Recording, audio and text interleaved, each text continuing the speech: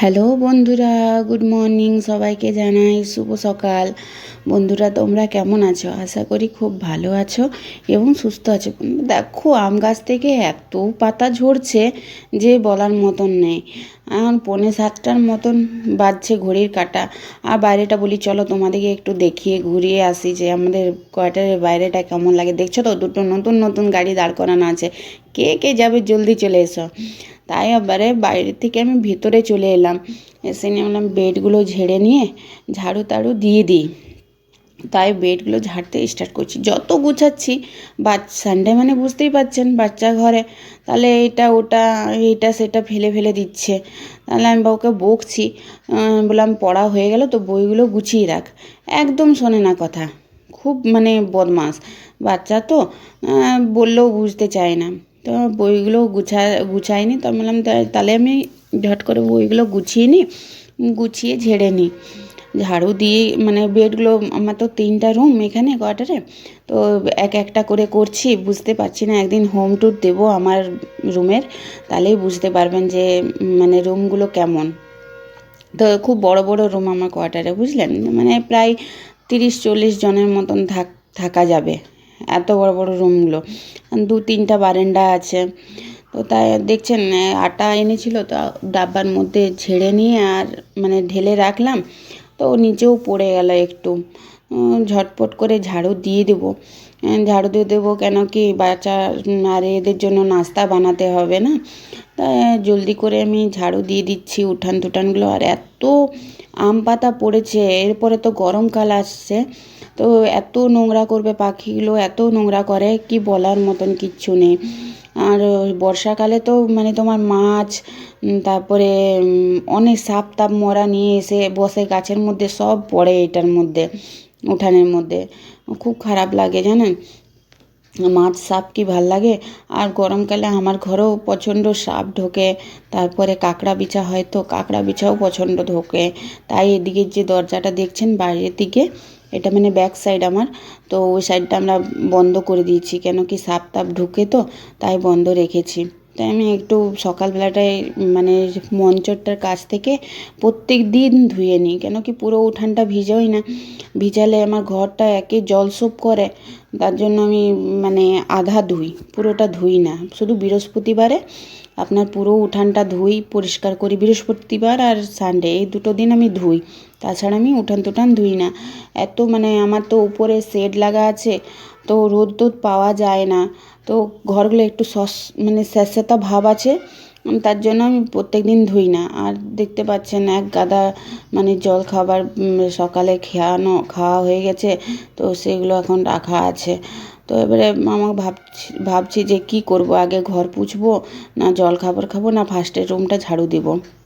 তো ভাবলাম আগে ঠাকুর ঘরটাই পুছে নিই।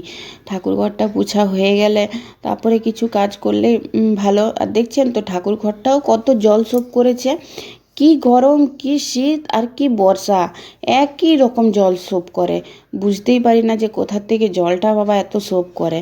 তো ঠাকুরগুলোও আমার খুব কষ্টে আছে, মানে আর বলে তো বেডরুমে ঠাকুর রাখতে নেই, তার জন্য ঠাকুরগুলোকে আনতেও পারছি না। তো ঠাকুর যতটুকু জায়গায় আছে ওইখানটা জল সোপ করে না, বাকি সব জায়গায় জল সোপ করে।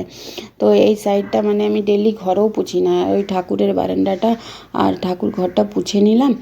এরপরে ভাবলাম যে বেসিনে কটা বাসন আছে জলখাবারে ঝটঝট করে ধুয়ে নিয়ে আর স্নান করে পুজো দিতে হবে ঠাকুরকে।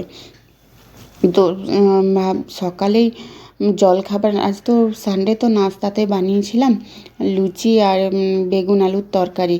দেখানো হয়নি, কেন কি সবটা তো ভিডিও করে তুলে উঠতে পারি না, একাই করি, কেউ তো হেল্প করে না। হেল্প বলতে কে করবে, হাজব্যান্ড তো অফিস চলে যায়, বাচ্চা তো স্কুল, বাচ্চা তো অনেক ছোটো, ও তো ফোন ধরতেও পারবে না। তো তার জন্য আমাকে যা করতে হয় নিজের থেকে ভিডিওটা অনেক কষ্ট করে বানাচ্ছি। আপনারা প্লিজ আমাকে একটু সাপোর্ট করবেন, যেমন ভিডিওটা আমি আরও এর থেকে ভালো বানাতে পারি। তাই বুঝতে পারিনি গ্যাসের পাইপটা চলে এসছে এইখানটায়, দেখা যাচ্ছে যে গ্যাস পাইপটা আছে। তো হ্যাঁ, এভাবেই আমি মানে মোবাইলটা দাঁড় করিয়েছি, দেখতে পাইনি যে গ্যাস পাইপটা আসছে। মানে কোনো ব্যাপার না, আপনারা তো আমার ফ্যামিলির লোক, কী আছে, সব অ্যাডজাস্ট করে নেবেন আমার সাথে সাথে, তাই তো? আমি ঠিক বললাম তো? নিশ্চয়ই আশা করি ঠিক বলেছি। তো এক একটা করে মানে বাসন টাসন ধুয়ে নিচ্ছি, ধুয়ে নিয়ে আর আমি স্নান করতে চলে যাব বাথরুমে।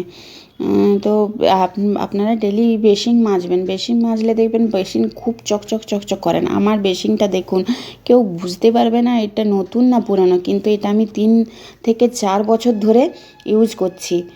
দেখছেন তো আমি কিভাবে মাজছি, এরকমভাবে প্রত্যেক দিন মাজবেন, পারলে 2বার মাজবেন। যে দেখতে খুব ভালো লাগে, বেসিন একটু খারাপ মানে দেখালে কেমন লাগে দেখতে, হলুদ হলুদ হয়ে যায়, চিটানো ভাব থাকে, ওই বেসিনগুলো আমার দেখতে একদম ভাল লাগে না। তাই আমি বেসিন ডেলি মাজি, প্রত্যেকটা দিন বেসিন মাজি। আর স্লেপ টেপ পরিষ্কার করে দেখুন বেসিনটা আমার কত চকচক করছে। আমার স্নান চকচক করছে, আমি স্নান করে চলে এলাম, এসে নিয়ে বই ঠাকুরের পুজোটা দিয়ে দিই। ঠাকুরের না পুজো দিলে ঠাকুর বলবে বাবা 9টা বেজে গেল আর কখন ভোরে উঠেছে, তাও আমাকে পুজোই দেয়নি। তাই ঠাকুরের পুজোটা ভাবলাম একটু ঝটপট করে নিই। সবাই সবাই সকালেই তো ঠাকুর পুজো করে, আরও সকালে করে, কিন্তু আমার একটু দেরি হয়, 9টা 10টা হয়, বাচ্চা স্কুল যায়, তারপরে আমি কিছু স্টার্ট করি। বাচ্চা ঘরে থাকলে আমার সত্যি আরও দেরি হয়, 10টা 11টা, তখন আমার হাজব্যান্ড পুজো করে দেয়। হ্যাঁ, আমি তখন তো পারি না, বাচ্চা থাকে, ও পুজো টুজো করে দেয়, তারপরে অফিস যায়। তো তাই ঠাকুর আমি পুজো করে নিচ্ছি, খুব মন দিয়ে পুজো করছি ঠাকুরকে।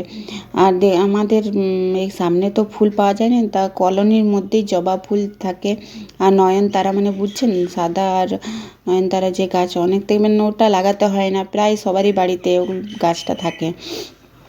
তো লাল ফুল আর লাল জবা ফুল আর সাদা জবা, একটা হলদে টাইপের জবা ফুল থাকে, ওই দুটো ফুল পেলাম।